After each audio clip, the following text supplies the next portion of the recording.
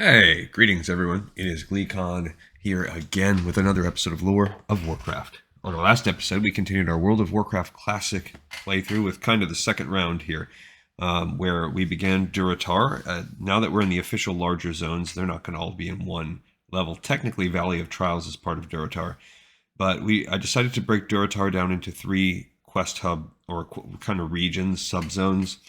The main one being the Echo Isles and Senjin Village quests. So that's what we did with the Troll Rogue, and we will continue to explore Durotar and other areas on the future episodes.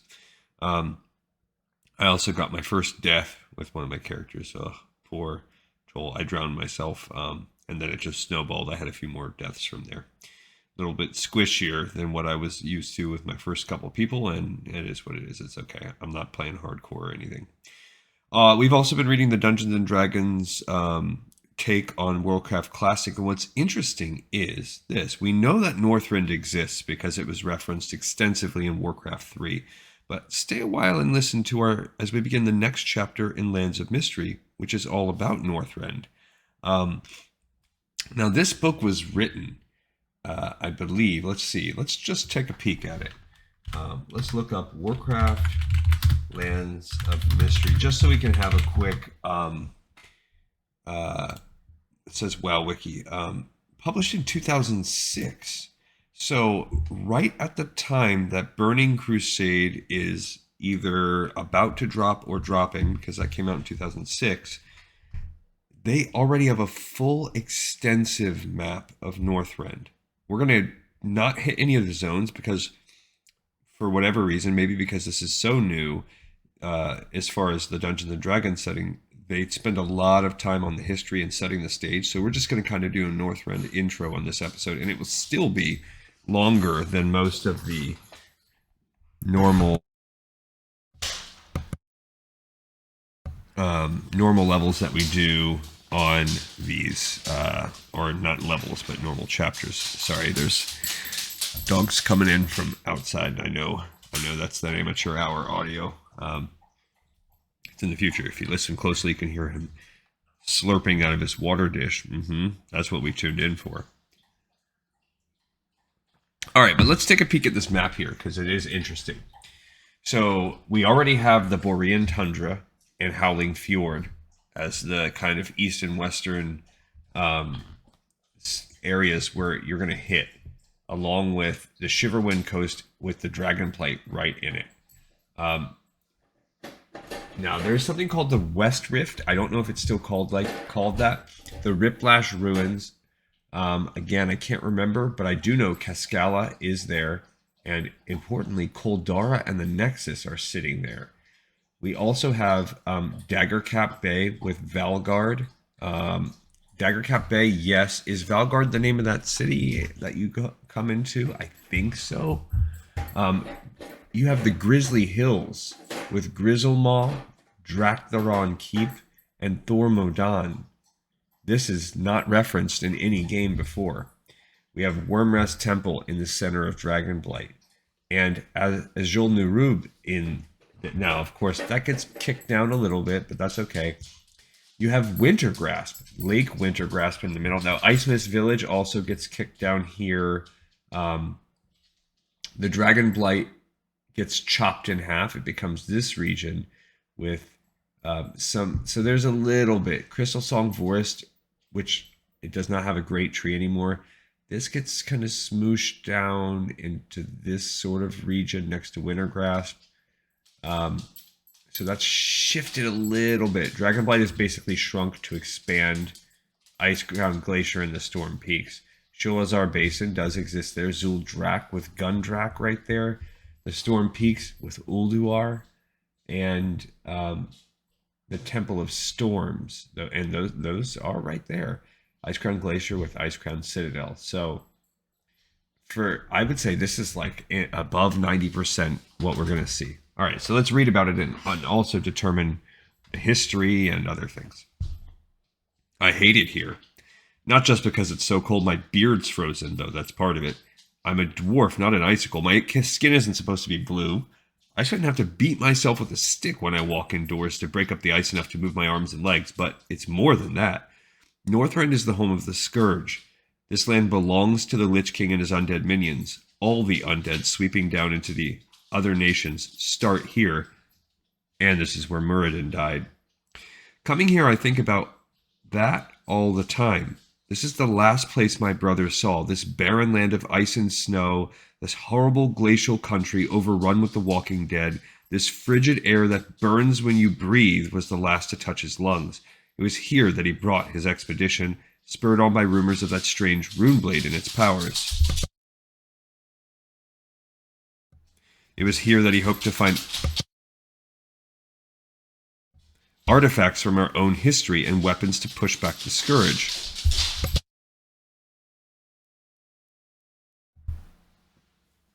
It was here that he lost his life.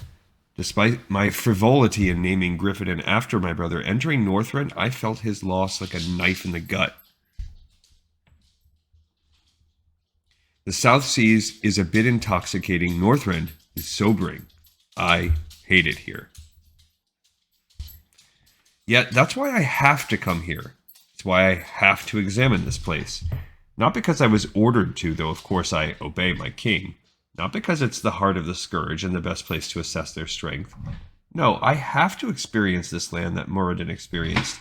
I have to know what my brother encountered before his death.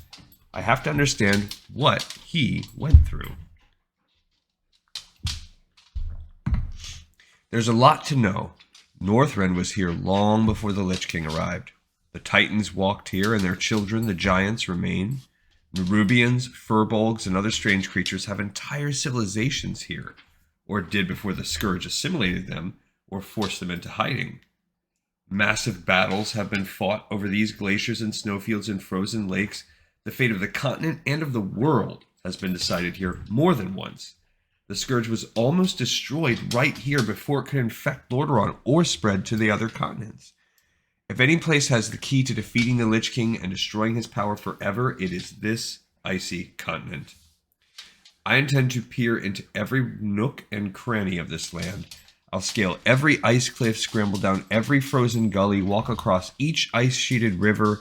I will wander the maze-like tunnels beneath the surface, tussle with Wendigo and Frostwolves, and speak with Nerubians, furbolgs, and any others that can understand me. I will not rest until I have unearthed this land's secrets and brought home anything that can aid us in our struggle. My brother's spirit deserves nothing less, but I still hate it. Alright, I can feel myself losing my sense of humor already. History. It's hard to be sure about Northrend's past. It's never had a large population, and most of those creatures were destroyed or corrupted. The few left hide for survival, which doesn't exactly make them chatty, but I've picked up hints here and there, and I've shared tidbits with other travelers. Between us, I've pieced a few things together, though. As most of this is hearsay, legend, or dredged from third-party sources, I can't be sure of its accuracy. The furbolgs were here first. Yes, furbolgs, those big bear-like barbarians, not the Titans. They came second. The Ursine tribes were already here back when Kalimdor was the only continent in the world. The furbolgs lived at the northern tip of that great land, their fur well suited to the harsh cold. Their oral histories actually talk about seeing the Titans step forth and roam the wild. I wish furbolgs were more scholarly. It's all they can do to write their own names usually, and those are sigils and slashes rather than proper letters. If they had a better written language, we might have real descriptions of the Titans and their activities. Instead, we have folk tales and songs. Yet it's enough to tell me that these shaggy bearmen saw our creators arrive and watch them build fortresses, establish strongholds, and create our race. Which is also probably why the Storm Peaks are just chock full of these Titan areas. And we know from the Dawn of the Aspects, this is where the dragons were created. Northrend is a rich land in terms of historically. Also, I think it's telling, it's interesting that the furbolgs are so ancient, one of the first races. And I think we read some about that in Chronicles.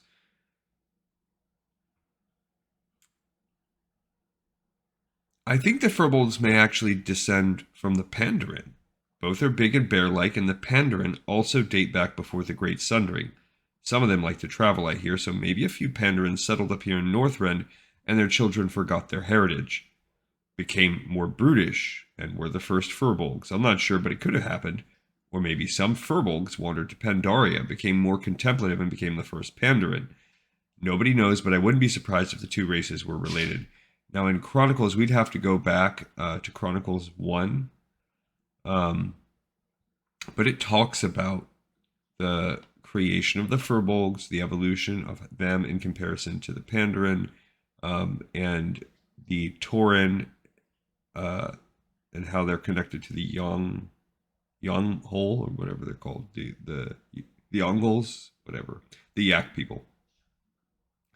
And I can't remember what the connection is there. But they're obviously, this is probably only exists because they're obviously heavily working on Warcraft, Wrath of the Lich King by the time it drops. So if you were ever suspecting, like, hey, they're already working on the next expansion, yes. By the time this one drops, they obviously, I don't know if it's multiple teams like they do with Call of Duty, where they've got like overlapping like production cycles, or if it's just by the time it's dropped, they've already begun the creation of the next one. But clearly that's the case in some way, shape, or form. After the Furbolgs and the Titans came the Nerubians. The Spider-Men set up house beneath the ground, preferring dark caves and tunnels to glittering ice and blustery wind. Can't say I blame them. They carved extensive kingdoms below the surface, creating a vast empire that never saw the light of day. The Furbolgs knew about this, I think. Their songs talk about the many-legged dark, but weren't interested in caves. Despite their savage appearance, Furbolgs aren't very warlike unless attacked first. They aren't interested in things like conquest, only in holding enough space for their people to survive. Since the Nerubians didn't venture above ground, the two races didn't fight or even communicate. Things were nice and quiet. Storm giants were here around this time as well. The Titans created them just as they created our ancestors and kept the giants close at hand. It's hard to say whether the Nerubians or the giants came first, really, but the Spider-Men have a clearer timeline. At least I've seen theirs. The giants' history I know only from what I've heard or found carved into their ruins. I'm not sure when the trolls arrived or how, definitely before the Sundering. Zuldrak has runes from well before that event. They might actually predate the Nerubians. The Nerubians kept their records neat, however. The trolls rarely bother keeping track of anything except their last meal and kill count. Their fortresses have also endured centuries of wind and ice, which has worn them down considerably, so anything the trolls had carved on the walls is long since lost. Drakari speak Zendali, same as the jungle trolls, though, and are probably from the same original stock. I don't know which were the originals. And I believe there was that dark troll empire that spread across the entire world. And that was the first main race, the humanoid race that sort of like we have had, Alexander the Great and the Roman Empire, these various empires. That empire was the first main empire that spanned much of the world. Tuskarr and Magnetar arrived more recently, I'd say, though again it's hard to be sure since neither of them keep good records, but the Furbolgs have songs of the tusked invaders and the mammoth halfmen, so both races must have arrived after the Ursine tribes. The songs seem more recent than those about the Nerubians as well. Magnetar don't exactly bother with records, and I can't go up and ask them about their history anyway. Tuskarr are friendly enough, but more concerned with present survival than past history. Their songs and legends are vaguer than the Furbolgs and more cautionary than historical. Murlocs were the last race to reach Northrend. They arrived only a few centuries ago at most. Some of the other races here call the Murlocs younglings and hatchlings and other funny names to indicate their general youth. I think they're wrong, though. Murlocs aren't new, they're just new to here. Some of the things I've seen suggest that the fishmen are a lot older than anyone realizes. I don't know why they came out of the water or what they want here in Northrend. It certainly isn't the company, since they hate everyone else and either hide or attack whenever someone approaches. One thing I do know, though, Northrend was a quiet place for a long time. It had a lot of different races, but either they stayed in some place no one else wanted, like the Nerubians, or didn't care what others did as long as they were left alone, like the Furbolgs and the Storm Giants, or they weren't strong enough to pose a threat beyond their own borders, like the Drakari Trolls. No single race could claim dominance. Northrend had plenty of space to go around if you like ice and snow. Races fought from time to time, usually when one wandered into another's territory, but it rarely went beyond that until the Lich King came. That was around the end of the Second War. The Nerubians have the best recollection and say it was just over 20 years ago. In Northrend, it's been only 2 decades since the world changed, and not for the better. That's when the Nerubians recorded the shockwave that destroyed several of their tunnels. They say it came from something striking the surface and drilling deep into the ice and rock. The Furbolgs have songs about it as well, a great flashing shard that fell from the sky, embedding itself somewhere in the north. That had to be the body of Ner'zhul, the orc shaman. It became the Frozen Throne. With its arrival came Ner'zhul himself, the Lich King. He reached out and took hold of the other races in Northrend. Furbolg, Troll, Dwarf, Human, anyone in reach. The Lich King was not picky. His magic consumed them, killed them, and converted them to undead. The Scourge was born. The races didn't go willingly, of course. The Nerubians in particular fought long and hard. They almost won, too. Almost. Yet the Scourge was too strong, the Lich King's magic too powerful, and every Spider-Man that fell became one of the enemy. Finally, the Nerubians were defeated, their civilization destroyed, their kingdom ruined. They became leaders of the Scourge, and the Lich King grew in power. His minions built him a fortress in Icecrown Glacier, Icecrown Citadel, centered around the block of ice the Furbolgs had seen fall. That was the center of his power, the Frozen Throne. The Lich King couldn't leave his throne, but he didn't have to. His magic let him strike down foes from a distance, and then he had his Scourge to send forth in his name. Some people will do anything for power. The Lich King found some of them and won their service with his dark promises, and they became the Cult of the Damned. The Lich King sent the cultists to Lordaeron, carrying corrupted grain. Everyone who ate the grain took sick with plague and died, and then rose again as part of the Scourge. Thus the Lich King was able to create an army in Lordaeron, and it swept across the country, killing everyone and adding to its own ranks in the process. Prince Arthas Menethil, curse his name, discovered the Lich King's plan and slew his servant Kel'Thuzad, but he was too late. The plague had run rampant, and the demon Mal'Ganis led the Scourge across the continent. Arthas decided to stop the plague at its source and traveled here to Northrend. It was here that he met my brother Muradin, who knew tales of the Runeblade Frostborn. If Muradin had killed Arthas then, the world would have been spared a great deal and my brother would still be alive, yet Muradin was always a trusting sort, and he and Arthas joined forces. They fought their way to the sword, and Arthas claimed it, killing Muradin in the process. Then the cursed prince defeated Mal'Ganis and killed him, even though both then served the Lich King. Arthas proved as much when he returned to Lordaeron, slaughtering his father, and gave the country to the Scourge. That was 5 years ago. The Alliance and the Horde were busy with their own problems and didn't pay enough attention to the Scourge or to Lordaeron. By the time Arthas returned home and killed his father, the Third War was in full swing. Kel'Thuzad, a Lich now, summoned the Burning Legion, and the Horde and the Alliance found themselves working together in order to survive. Meanwhile, more of Lordaeron's people became undead, and the Lich King continued to consolidate his power in Northrend. A handful of Nerubians survived the fall of their kingdom and fought against him, but without much success. The remaining dwarves from Muradin's expedition hid within ruins or gathered with humans in Valgard, the only free city on the continent. The Storm Giants, who might have been strong enough to stop the Lich King, hid away in the Storm Peaks and avoided all contact. The Blue Dragons kept to Koldara and their own tasks, as did the Green Dragons in Crystal Song Forest. If all the other races here in Northrend had united, they might have stopped the Lich King once and for all, but they didn't. Most of the races were too busy surviving the harsh climate and evading Scourge patrols. No one drew them together. I doubt anyone could have, and as the Lich King grew stronger and those other races weaker, their chance against him faded away. Alright, and we have a little intro about the regions of Northrend. 2 years ago, the Lich King summoned Arthas back to Northrend. His power was waning, and Kil'jaeden sent the ancient mage Illidan Stormrage to destroy him. Arthas returned and fought his way to Icecrown Citadel with his new comrade, the Crypt Lord Anub'arak.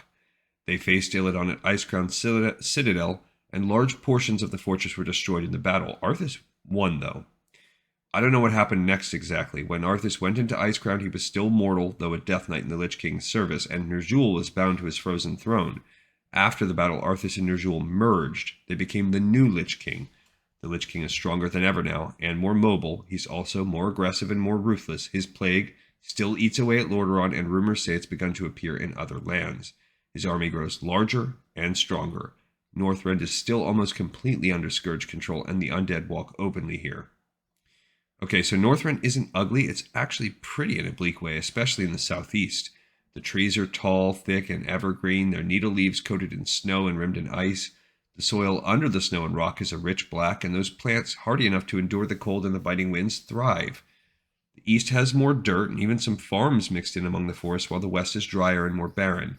I've seen waterfalls taller than some mountains, a few of them so frozen I could climb them like twisted ladders. Other waterfalls and lakes still run, though hunks of ice bob along, catching the rare sunlight like gems sliding across the cloth.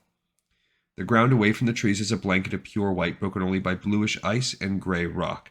It is breathtaking, and not just because every breath feels like a knife slicing down your throat. Real quick, the cold dangers are not from his perspective.